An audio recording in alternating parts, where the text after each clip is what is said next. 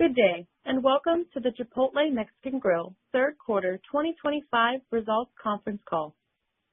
All participants will be in a listen-only mode. Should you need assistance, please signal a conference specialist by pressing the star key followed by 0. After today's presentation, there will be an opportunity to ask questions. To ask a question, you may press star, then 1 on a touch-tone phone. To withdraw your question, please press star, then 2. Please note this event is being recorded. I would now like to turn the conference over to Cindy Olsen, Head of Investor Relations and Strategy. Please go ahead. Hello, everyone, and welcome to our third quarter fiscal 2025 earnings call. By now, you should have access to our earnings press release. If not, it may be found on our investor relations website at ir.chipotle.com. I will begin by reminding you that certain statements and projections made in this presentation about our future business and financial results constitute forward-looking statements. These statements are based on management's current business and market expectations, and our actual results could differ materially from those projected in the forward-looking statements. Please see the risk factors contained in our annual report on Form 10-K and in our Forms 10-Qs for a discussion of risks that may cause our actual results to vary from these forward-looking statements. Our discussion today will include non-GAAP financial measures. A reconciliation to GAAP measures can be found via the link included on the presentation page within the Investor Relations section of our website. We will start today's call with prepared remarks from Scott Boatwright, Chief Executive Officer, and Adam Reimer, Chief Financial Officer, after which we will take your questions. Our entire executive leadership team is available during the Q&A session. With that, I will turn it over to Scott. Thanks, Cindy, and good afternoon, everyone. Our third quarter performance fell short of our expectations due to persistent macroeconomic pressures. However, we are moving quickly with a clear, actionable plan to accelerate transaction growth. Let me first review our third quarter results. Sales grew 7.5% to reach $3 billion, including a 0.3% increase in comp. Digital sales were 36.7% of total sales. Restaurant level margin was 24.5%, a decline of 100 basis points year over year. Adjusted diluted EPS was 29 cents, an increase of 7% over last year, and we opened 84 new restaurants, including 64 Chipotlanes. Now, I want to spend a minute addressing a few of the consumer headwinds we have experienced. Earlier this year, as consumer sentiment declined sharply, we saw a broad-based pullback in frequency across all income cohorts. Since then, the gap has widened, with low to middle income guests further reducing frequency.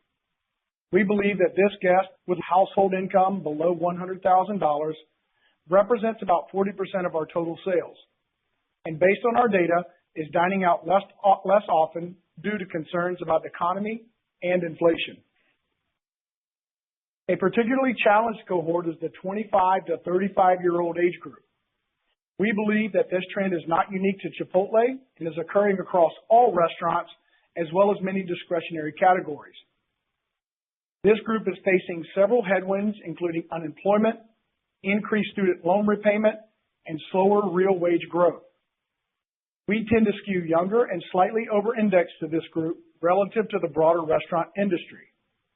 Finally, the promotional environment has intensified, with value as a price point and menu innovation escalating throughout the year.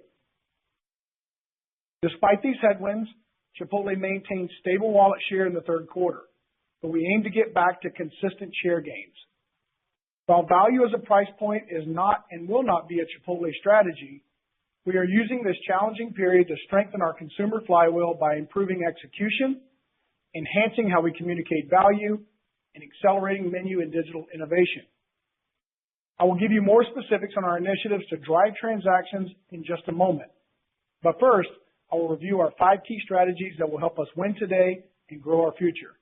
And these include running successful restaurants with a people-accountable culture that provides great food with integrity while delivering exceptional in-restaurant and digital experiences. Sustaining world-class people leadership by developing and retaining top talent at every level. Making the brand visible, relevant, and loved to acquire new guests and improve overall guest engagement. amplifying technology and innovation to drive growth and productivity at our restaurants, support centers, and in our supply chain, and expanding access and convenience by accelerating new restaurant openings in North America and internationally. I will start with a combination of operations and world-class people leadership. We recently held our team director conference with our leaders who each oversee a sub-region or region of the country. What is incredible about being in a room with these 80 leaders is that 85% were promoted internally, and the average tenure is nearly 15 years. Additionally, 29 started as crew members and grew within the organization. So this group understands that during challenging times, experience in the restaurant is more important than ever, and improving it will build loyalty and drive higher frequency in the future. During the meeting, we discussed that Chipotle has experienced slowing transaction trends several times since going public. During each period, we doubled down on getting the fundamentals right in our restaurants, which reinforces and strengthens our value proposition through execution, not discounts. And this enabled Chipotle to exit each period stronger with accelerating transaction trends that followed. As a reminder, our value proposition includes food made fresh with the highest quality ingredients, prepared using classic culinary techniques, served in generous portions with reliable accuracy and fast, friendly service. Currently, all of this is delivered at a price point that is 20 to 30% below our peers. This gap has widened over the last few years as our pricing has consistently trailed the broader restaurant industry. In fact, our pricing has tracked more closely with food at home than food away from home. Bottom line, our value proposition has never been stronger. Now, it is important that we deliver this exceptional experience consistently across 4,000 restaurants every day for every guest. With this in mind, we renewed our problem detection survey. While we improved in key areas like dining room cleanliness, friendliness, and portion sizes, we have room to be better. For example, in my visits to our restaurants, I still see inconsistencies in delivering Chipotle's standard of excellence, including digital order accuracy, ingredient availability, and the cleanliness of our dining room and drink stations. To address this, we are re-emphasizing standards with a system-wide retraining and are resetting quarterly bonus incentives to better align with digital order accuracy and the guest experience. Additionally, we are upgrading our restaurants with a high-efficiency equipment package, or HEAP as we call it, to improve the team experience and throughput while maintaining or improving upon our high-quality culinary. As a reminder, these include the dual-sided plancha, the 3-pan rice cooker, and the high-capacity fryer. While throughput reviews continue to show progress on Expo and the 4 pillars, we believe the rollout of HEAP will drive the next step function change in throughput as it simplifies prep, enabling our teams to be properly deployed at peak periods more consistently.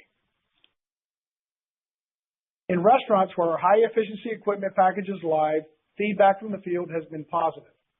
Our teams report more consistent, higher quality culinary execution, more efficient prep, and an overall improved team experience.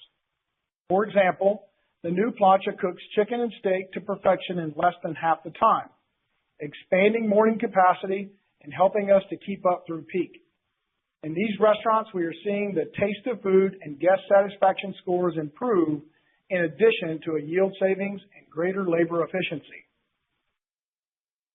We remain on track with the rollout of HEAP across the country, which we anticipate will take around 3 years. Shifting to marketing and menu innovation. In the third quarter, we accelerate our marketing spend to communicate the brand's extraordinary value through menu innovation, our rewards platform, and high engagement promotions like the College Football BOGO and Chipotle IQ. Based on our data, these initiatives successfully drove transactions and deepened guest engagement, helping to offset some of the incremental consumer headwinds in August and September. This response reinforces our focus on transaction-led growth going forward. I will start with menu innovation. Through our research, we found that over 90% of Gen Z consumers say they would visit a restaurant just for a new sauce. Adobo Ranch proved this to be true, and was our first new dip in 5 years that helped acquire new guests and drive incremental transactions. Earlier this month, we rolled out Red Chimichurri, which pairs exceptionally well with our limited time offer, Carne Asada. The sauce is prepared with only real ingredients, no artificial preservatives, colors or flavors, and made fresh in our restaurants every day. As we rolled it out, it drove a step up in transactions and is around low double-digit incidents. It also drove an acceleration in trial of Carne Asada. Our culinary team is working hard to meaningfully accelerate our pace of innovation for 2026 to deliver new flavor experiences that are on trend, on brand, and operationally friendly to execute. In addition to sides and dips, our innovation will include 3 to 4 limited time protein offers. Our past cadence of 2 offers a year has helped to drive a step change in transactions. In fact, we see in our data that new and existing guests who purchase LTOs increase frequency and spend over the following year compared to guests who do not purchase an LTO. Adding 1 or 2 more will keep Chipotle more visible, relevant, and loved throughout the year. Moving forward, we also plan to build awareness around new occasions that we believe could scale and be sizable pieces of our business over time. A few weeks ago, we launched a 60-restaurant catering pilot in Chicago. The test includes the high-efficiency equipment package to expedite prep and increase capacity, in addition to a new technology stack to better manage orders. We also plan to make a full marketing push to drive demand into catering, including third-party platforms. As a reminder, our goal is to scale the catering business within our restaurants without disrupting the core operations. With catering at 1 to 2% of sales versus our peers at 5 to 10%, it could represent a meaningful opportunity in the future. And last month, we rolled out Build Your Own Chipotle, our version of a family or group occasion with the ability to build custom bowls and tacos for a party of 4 to 6. Early guest feedback has been positive, and we are seeing little cannibalization as is bringing new guests and driving higher frequency. We believe the family or group occasion is another big opportunity over time as groups of 4 or more only make up about 2% of transactions. Finally, we are elevating how we communicate Chipotle's value. Despite our extraordinary value proposition, we are seeing examples where this is not reflected in consumer perception. We are planning to launch a new creative campaign that spotlights what sets Chipotle apart, including clean ingredients, freshly prepped in our restaurants each day using classic culinary techniques, served in abundance, at a speed and price point you can't get anywhere else. You will see new ads that address these aspects of our value proposition in really creative ways, rolling out over the coming quarter and into 2026. Now turning to digital. We believe we have an opportunity to create more engaging experiences that drive consumers into the rewards funnel, increasing our active members and resulting in higher frequency and spend. We learned from Summer of Extras that gamification is a great way to drive frequency, even with our most infrequent guests. Combination of Summer of Extras as well as incremental promotions like Chipotle IQ and Free Potle resulted in loyalty comps accelerating versus non-loyalty comps over the last several months. Additionally, our College Rewards program, or Chipotle U, is off to a good start as enrollees are increasing their spend after joining the program. We will continue to build awareness around Chipotle U and believe the program will be a great way to increase engagement throughout the year with this important cohort. Going forward, we are planning to make some significant additions to the rewards program to drive an increase in active members and improve engagement. We'll have more to share in the coming quarters. Now moving to expanding access. Over the past several years, we have made tremendous progress scaling our new restaurant openings from 140 openings in 2019 to an expected 315 to 345 this year, all while delivering industry-leading economics and returns.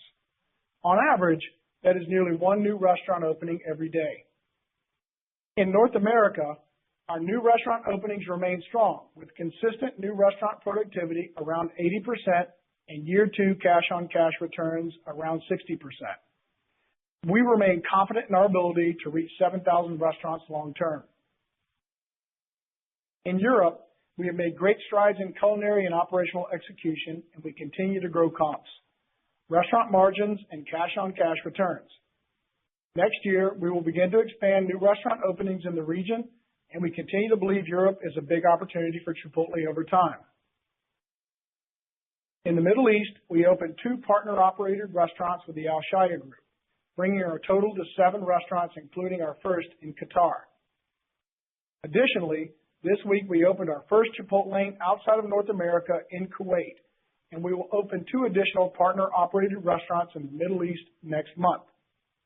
The familiarity, excitement, and fandom for the brand delivered at U.S. standards has been strong, reflecting in opening volumes that rival the best we have seen in the U.S. and Canada. And in September, we announced our first joint venture partnership in Asia with SPC, with restaurants in South Korea and Singapore anticipated to open in 2026. South Korea is a trendsetter for pop culture across Asia, with growing influence in the United States, and the response to our announcement has been exceptionally strong. With high brand familiarity in both markets, a passion for exceptional culinary experiences, and a rapidly evolving dining out landscape, these are ideal entry points for Chipotle in the region. In 2026, we anticipate opening between 350 and 370 new restaurants. In addition to growth in North America, this will include 10 to 15 new partner-operated restaurants in the Middle East, South Korea, Singapore, and Mexico, and 1 to 2 new company-owned restaurants in Europe. To close, I want to reiterate that our brand and value proposition are in a great place, and we are leveraging this challenging time to refocus and provide clarity for our organization. Through our rigorous ground-up review of the business, we have identified ways to accelerate our flywheel of operations, marketing, and digital that will further strengthen and grow this great brand. In operations, we are elevating hospitality and throughput. In marketing, we are sharpening our message to highlight our extraordinary culinary and strong value proposition while expanding menu innovation and growing new occasions. And in digital, we are creating more engaging personal experiences that deepen our guest loyalty and grows our rewards platform. We are also working to define the next evolution of our long-term strategy, which we are calling Recipe for Growth, and we'll have more to share in the coming quarters. As we execute this plan, we are confident that we will return to consistent positive transaction growth, putting us on a path to surpass $4 million in AUVs over time, expand to 7,000 restaurants in North America long term, and accelerate international expansion as we make our way to becoming a global iconic brand. With that, I will turn it over to Adam. Thanks, Scott, and good afternoon, everyone. Sales in the third quarter grew 7% year over year to reach $3 billion, including a comparable sales increase of 0.3%. Restaurant level margin of 24.5% declined about 100 basis points compared to last year. Earnings per share grew 4% year over year to 29 cents on a GAAP basis and grew 7% to 29 cents on a non-GAAP basis, adjusted for unusual items. During the quarter, we experienced another step down in our underlying trend. While we did see encouraging results as we accelerated our marketing spend and rolled out carne asada and red chimichurri, our underlying trends remained challenged throughout the quarter and into October. Taking this into consideration, as well as the ongoing macro uncertainty, we now anticipate full-year comps to decline in the low single-digit range. As a reminder, we will be rolling off 2 points of price in early December. Additionally, inflation is accelerating into the mid-single-digit range, primarily due to tariffs and rising beef costs, and we anticipate it will remain in this range in 2026. We do not plan to fully offset this incremental inflation in the near term, and while this will pressure margins, we think it's the right thing to do to continue to provide extraordinary value to our guests during this challenging economic backdrop. I will now go through the key P&L line items, beginning with cost of sales. Cost of sales in the quarter were 30%, a decrease of about 60 basis points from last year.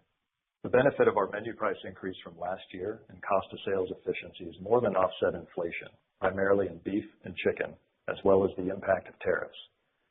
Tariffs impacted the quarter by about 30 basis points, and we continue to estimate that we will see about a 50 basis point ongoing impact from tariffs, which does not include any impact from Mexican or Canadian imports that fall under the USMCA exemption. For Q4, we anticipate cost of sales to be in the high 30% range as we have a full quarter of our premium carne asada limited time offer, as well as higher beef prices. Labor costs for the quarter were 25.2%, an increase of about 30 basis points from last year, as higher pricing was more than offset by lower volumes and wage inflation.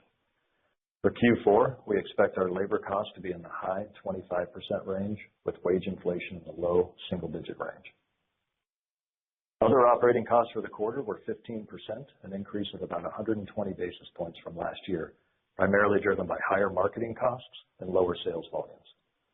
Marketing costs were 3% of sales in Q3, an increase of about 90 basis points from last year. As Scott mentioned, we accelerated our marketing spend in the quarter, which helped to offset some of the slowing underlying trends we experienced in August and September. We expect our marketing costs to remain around 3% of sales for Q4 and for the full year. For Q4, we anticipate other operating costs to be about 15%. G&A for the quarter was $147 million on a GAAP basis, or $139 million on a non-GAAP basis, excluding about $8 million related to retention equity awards granted to key executives in August of 2024.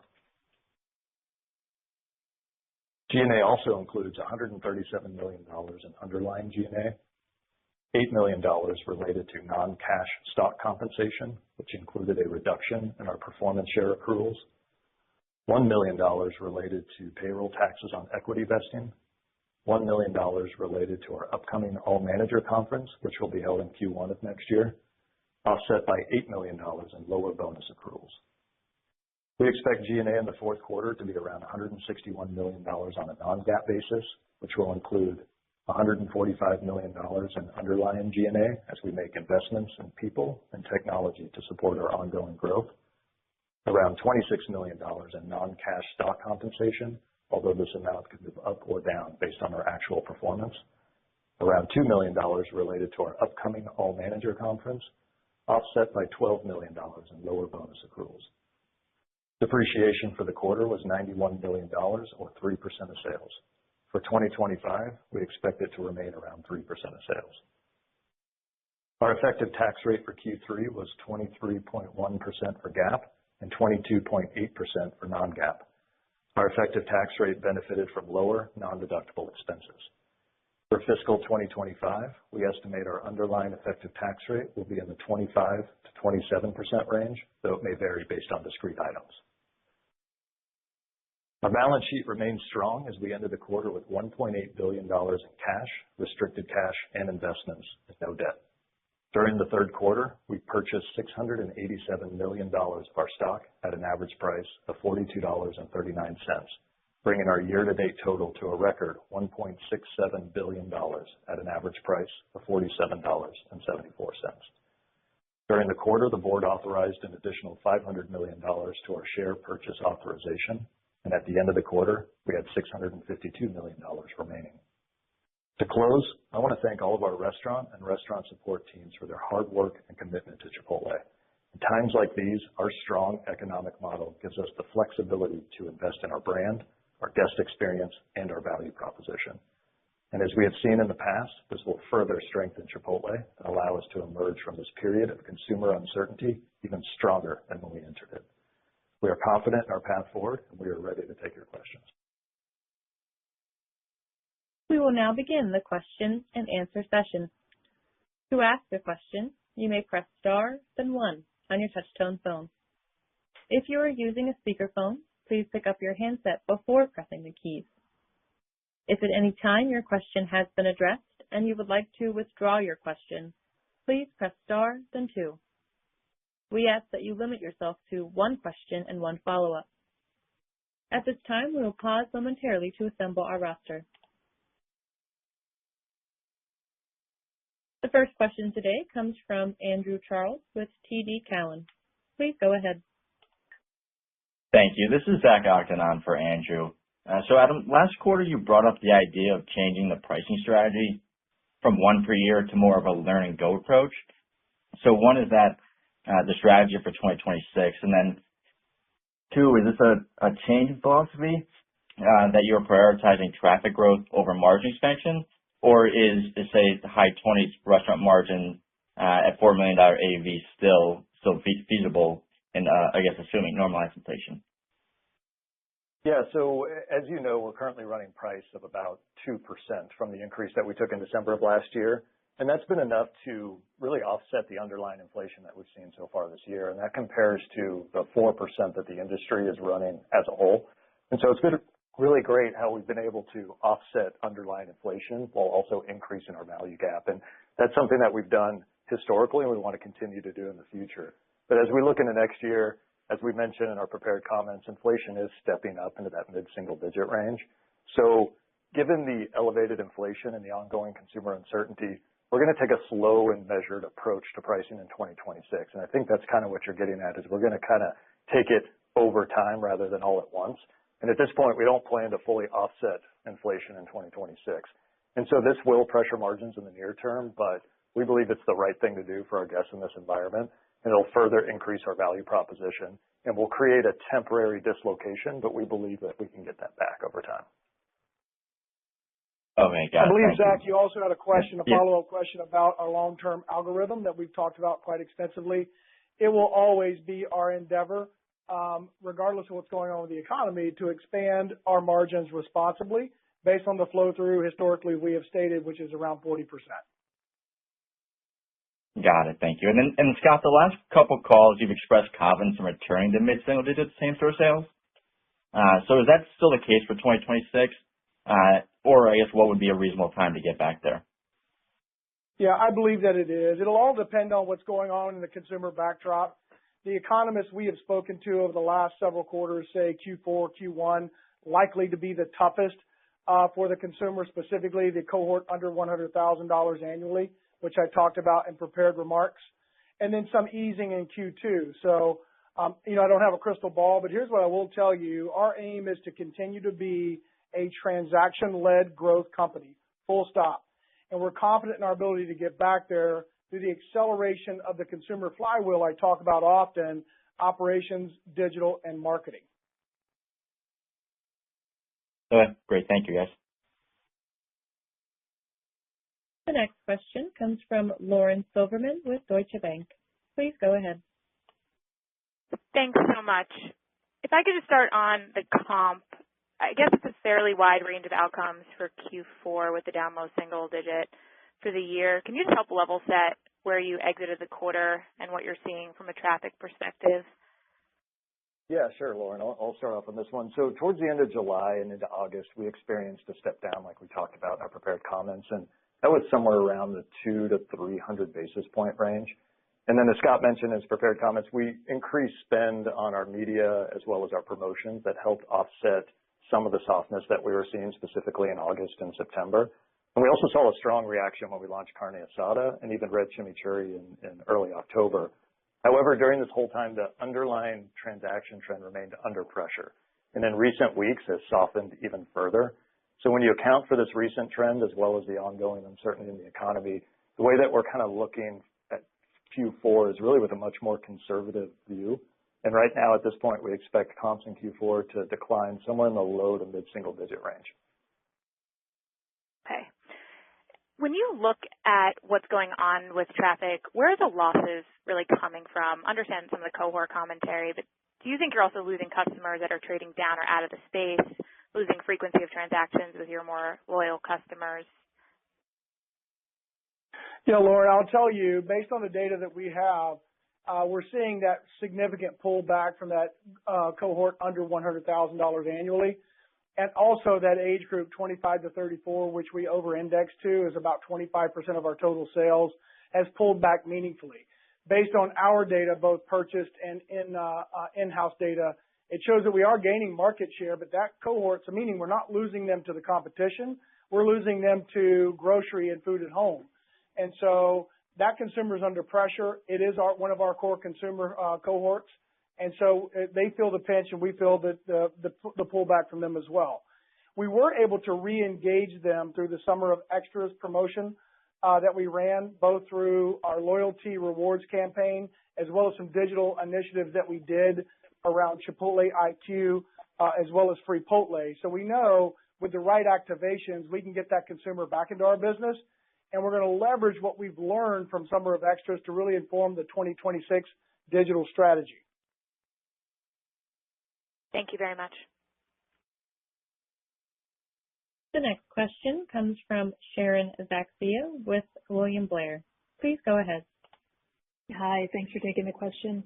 I wanted to delve into the kind of heap throughput that you're seeing at the pilot locations. Can you talk about how meaningful that has been? I think you referred to it potentially yielding a step function in throughput, and I'm curious as to what the actual results are.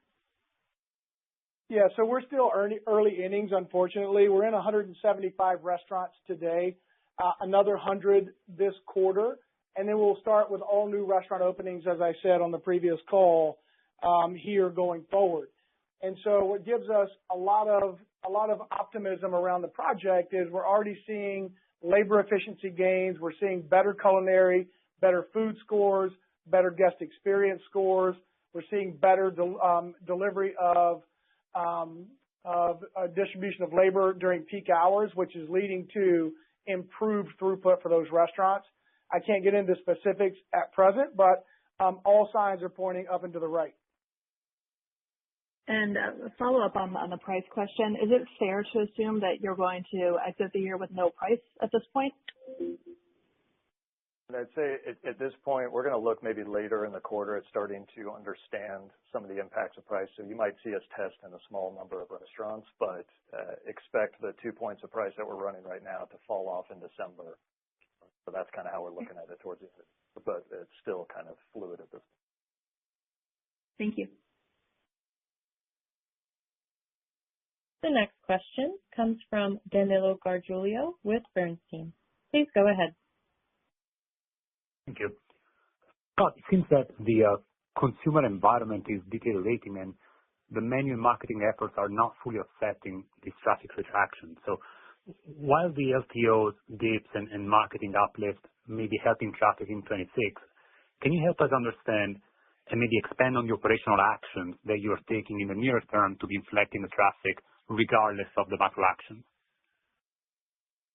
Yeah, so thank you for the question, Danilo. I'll tell you, we ran a problem detection study. We actually renewed our problem detection study over the last quarter, which highlighted some key operational concerns that we are addressing as we speak.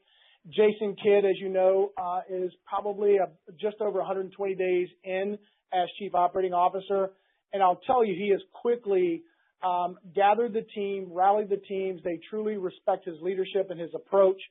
And the problems that we have identified, he and the teams are actively working against solutions for those problems, as well as modifying our quarterly bonus program incentives target specifically for our restaurant teams to tie to the outcomes that we want to see going forward. And so it's all grounded in this new strategy that I referenced very quickly at the end of the call around Recipe for Growth. And it's a three-pronged strategy. Of course, it includes operations, digital, and marketing. So from an operations perspective, we're digging in on what are the main friction points for the consumer today because they're different than they were just a year ago. It is my belief that the consumer that is in the market today is more discerning. They're looking for value and not necessarily value as a price point, but value as a benefit over price. And I talk about that a lot. And so we have to over-deliver on those expectations in this consumer environment. And I promise you, my operations team under Jason's leadership are heading in the right direction, focused on the right activities, and continue to strengthen our experience in restaurants. One of the other challenges that we see and some of the learnings we pulled out of Summer of Extras is that there's more work to be done in really reimagining our loyalty program and how we show up in digital commerce. And so I won't get into the nuts and bolts of that, but just know that there is a lot of work behind the scenes that is going into how do we reimagine rewards for the Chipotle customer going forward. Most importantly, targeting those consumers that aren't already in the funnel to get more consumers into the funnel, because we know once they're in our funnel, we can drive transaction and really drive demand. And then the last leg would be around this idea of better communicating our value proposition and our uniqueness as a brand. And so Chris and team are working on what that looks like today. So we talked briefly on the prepared remarks about new ad campaigns and new ads in general that will do just that. Great, thank you. I'd also add one extra spin on that or rev on that is we're rapidly increasing the pace of innovation as it relates to culinary innovation. And so you will see more in 2026 because we know new news is really resonating with core consumers today. Excellent. Thank you, Scott. And maybe Adam, I was wondering if you can update us on the ROIC of the incremental units being built.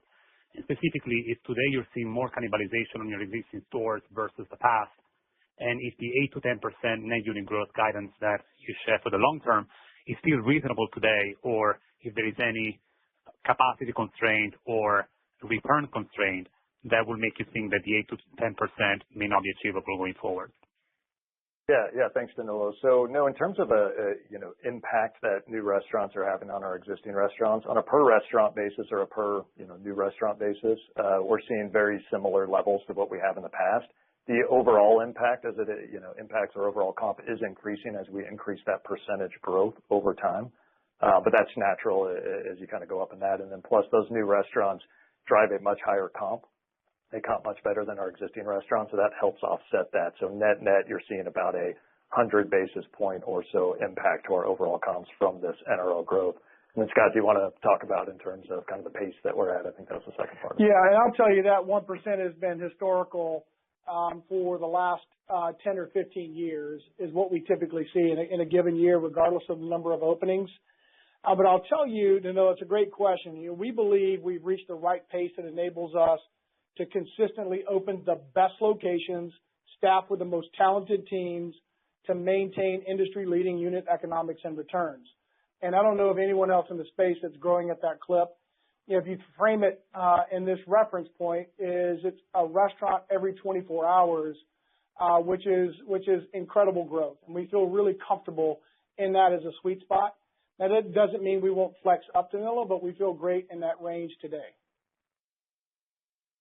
Thank you.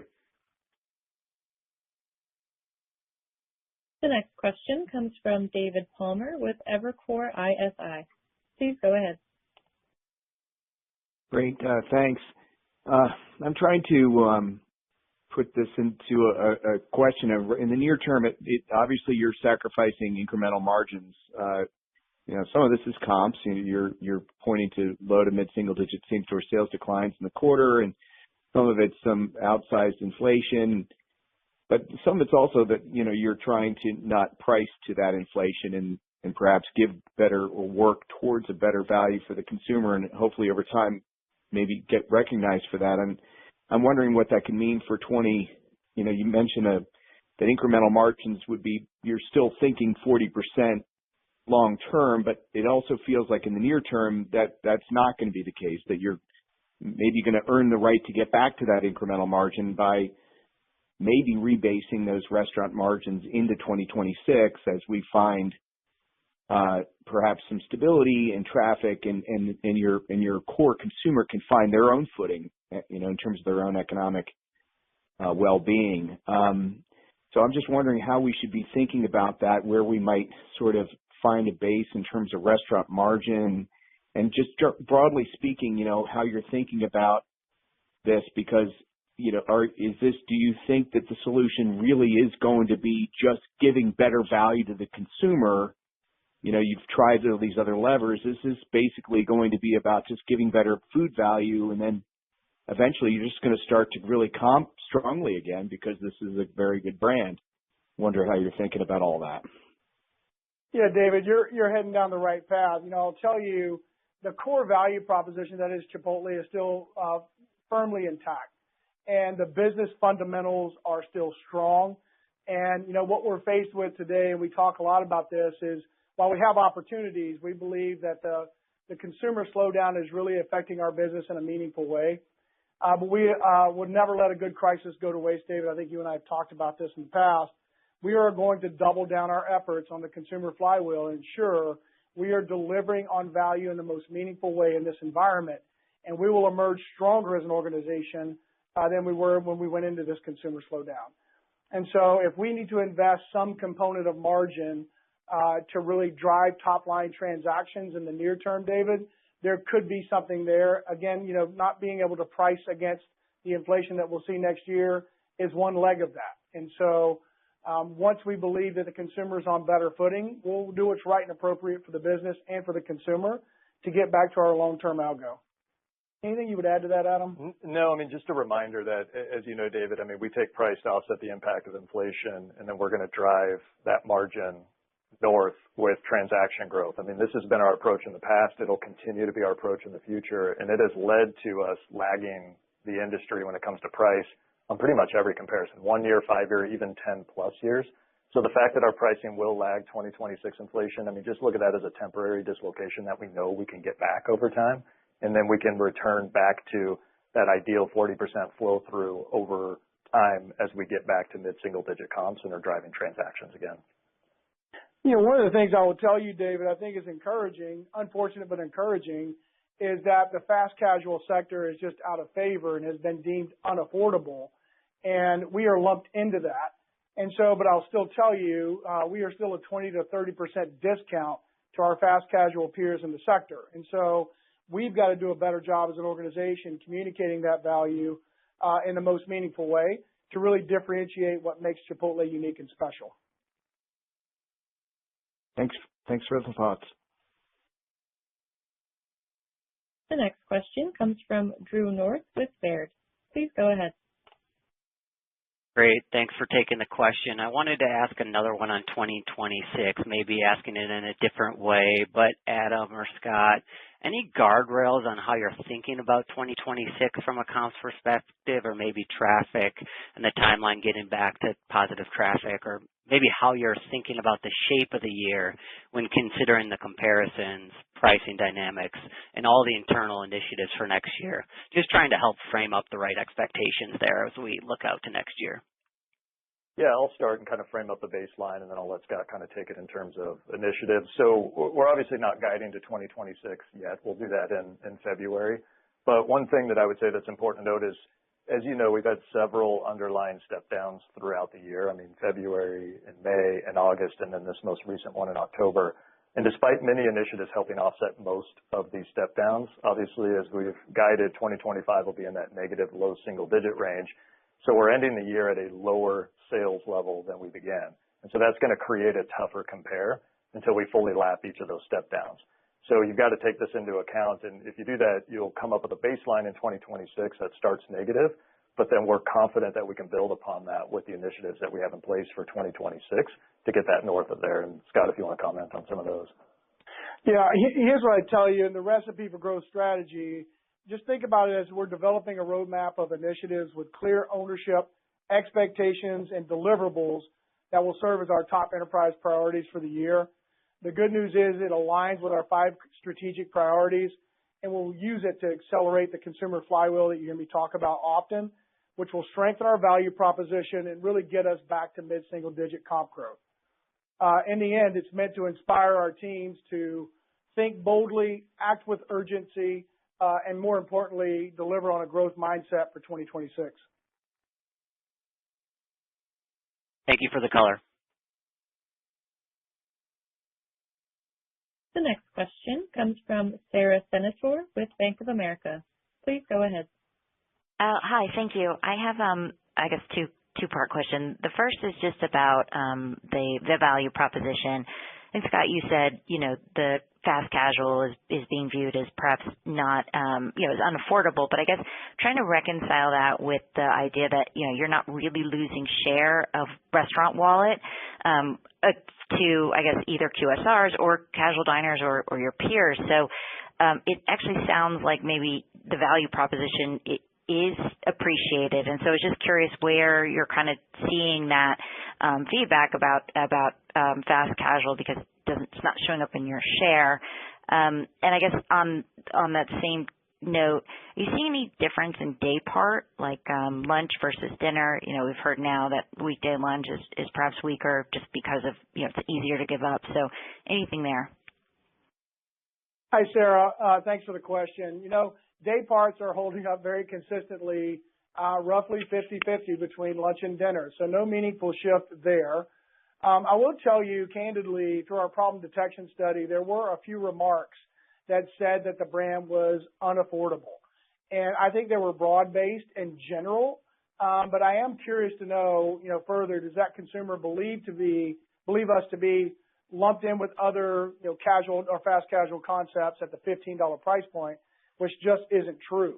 And so while I'm not going to disparage the competition or have a price pointed ad, I do want to communicate that you can get extraordinary value for around $10 at Chipotle in a way that doesn't say what I just said. And that's the challenge. I see. So just to follow up on that, as you talk about, things that you've trialed in terms of how do you communicate value, can you, give me any sense, like is it you doing through social media or targeted marketing through your app? Just, the idea of communicating value without a price point, it seems a little bit tricky to me. It is. We did test that ad I just mentioned to you where we showed a lot of abundance. We showed classic culinary. And we showed consumers eating Chipotle, and we said at the end of the ad, you can get all this for around $10. And in the testing, the consumer missed that message point altogether and said, that's really not meaningful to me. What was meaningful to me was looking at innovation, looking at culinary, and looking what makes Chipotle special and unique. So I think there's more work to do, and Chris will tell you he's got several work streams underway to really ferret out what's the right approach. We are engaging other ad agencies to bring in ideas to ensure we have the best thinking in the room. But you'll see some new ads and a new strategy in 2026. Thank you. The next question comes from Dennis Geiger with UBS. Please go ahead. Thank you. Scott, I wanted to come back to some of the comments around menu innovation looking to 2026. For what sounds like at least one, maybe two incremental LTOs that I think you've mentioned. Any other learnings maybe from the 25 LTO launches to help you think about those launches next year in the current environment to maximize impact, whether it's something with marketing or timing or anything like that? Obviously, you guys have a long track record under your leadership of successfully launching LTOs, so you've done it well historically. Just anything new, given the environment that we're in, takeaways from this year as you think about ramping up those launches next year? Yeah, it's a great question. Here's what I'll tell you is the repeat LTOs still performed well. Well, the initial transaction lift seemed to be muted because of the consumer backdrop. Each one did drive transaction and spend and incidents. And we also learned this year that a consumer that buys an LTOs, lifetime value goes up exponentially, meaning they're going to spend more throughout the year than a consumer that doesn't purchase an LTO. What gives me a lot of confidence in the 2026 strategy, what surprised me this year was the success around dips. And so Adobo Ranch was highly successful. Red Chimichurri is proving to be just as, if not more successful. And it's even driving incremental trial on carne asada. What's exciting about 2026 is there could be a blend of new innovation as well as historic innovation that has worked really, really well. But at the end of the day, what we know is working is new news and new product news and product innovation. And so we're going to lean into that more meaningfully in the coming year. So you'll see not only LTOs around proteins, but you'll also see us pepper in sauces, dips, or sides that we think will have a step change improvement in the consumer experience. That's terrific. One more, if I may, just on some of your comments just a few minutes ago about investing a component of margin potentially to help drive the top line, drive transactions. Beyond the pricing piece, I'm not sure if I missed it, but any other aspects that you could share now and maybe what that might look like? Could there be anything else on portion size above and beyond what you've done? Anything else that you're contemplating that you'd share kind of on that opportunity to invest to drive the top line? Thank you. Yeah, thank you. And I appreciate you mentioning portioning because we are seeing incredibly positive transaction in social media around abundant portions at Chipotle, which we invested in obviously this year and have had a meaningful impact on. So that's one component of it. The other is you will see incremental ad spend. I think we've said historically we'll spend around 3% annually. That number will remain intact, but there could be strategic opportunities. And again, I said we will always have a return-focused approach to marketing. There could be strategic opportunities that present themselves where we could incrementally spend as long as we're driving, I think I've said publicly, a 4+ ROAS, return on ad spend, where we know we can drive top line and margin. Thank you very much. The next question comes from Chris O'Cull with Stifel. Please go ahead. Yeah, thanks for taking the question. Scott, you mentioned the locations with the new equipment are seeing improved guest satisfaction scores, but have you observed any concerning trends in customer sat metrics for the rest of the chain, particularly regarding speed of service or food quality? Nothing that stands out as divergent. Here's what I will tell you is we are struggling in digital with accuracy. And I'll tell you why. And I'll tell you why I think that is. I think we made a shift in our annual incentive plan to focus on time versus accuracy because we were doing pretty well in accuracy at the time we decided to make that change. Our accuracy has fallen off. And so we are redesigning the incentive plan to accurately target the right things that if you think about the consumer need states in digital specifically, it's give me what I ordered accurately, on time, in high quality, and in abundance. And it's very simple to deliver in those three need states, but you have to incentivize the right behavior for our 130,000 people in the field. And so we're shifting that back to accuracy. And as you can imagine, accuracy versus on time is far more important. If you're 5 minutes late, but everything's in the bag, it's not that big of a deal. If you show up 10 minutes early and my kid's quesadilla is missing, now we have a real problem. And so I don't think we're actively incentivizing the right behaviors, and so we're going to get back to what we know to be true about those consumer need states. Okay, great. Thanks. The next question comes from Brian Bittner with Oppenheimer. Please go ahead. Thanks. Hey guys, I understand the reluctance to price right now and to even talk about pricing in this environment, but I think we're trying to better understand what the action plan for pricing is when that 2% rolls off December into 26. I mean, can you talk to us about how to think about the right base case or even the possible scenarios that you're thinking about for 2026 pricing against that mid-single digit cost inflation? Yeah. So I can jump in here. So as we talked about earlier, we want to take a slow and measured approach. And so what that ultimately means is typically in the past, you would see us take price across the country in one fell swoop, maybe over a week or two. We're going to look at this over time. You know, it could be over 4 or 5 or 6 months. It could be over 12 months. It really depends on as we start to roll a certain amount of restaurants and get some good reads on what we understand the resistance to be, the reaction to be. We'll determine from there. So that's why we're being a little bit vague because the strategy is still very fluid, but we do know it's not going to be what we've done in the past, which is all at once. And then that's kind of the general strategy in terms of the rollout. And then in terms of this mid-single digit inflation that we alluded to, which is driven mostly by cost of sales, that number is much higher than what we have seen in the past. I mean, typically we've seen a low single digit inflation of around 2%. And so that's giving us some caution with the consumer environment to not go that high to offset that like we typically have in the past. So we'll be more patient with that over time. But we'll continue to talk about this each quarter and give you updates as to kind of what we're at, what we're seeing, and what we're running. Yeah, and I don't think we've talked about nor are prepared to talk about risk mitigation strategies as it relates to that inflation as well. And so it is not our intent to sit idly and accept 5% inflation in the upcoming year. We will work to offset that with our partner suppliers as well. And as it relates to the unit growth, you are accelerating openings in 26 to a very impressive, unprecedented level, clearly strong growth.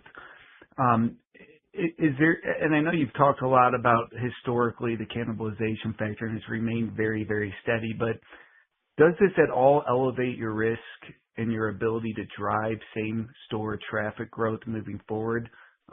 Just given the multiple years of such high growth and the fact that that's accelerating, what gives you confidence that you can execute on a same store basis while opening this many units?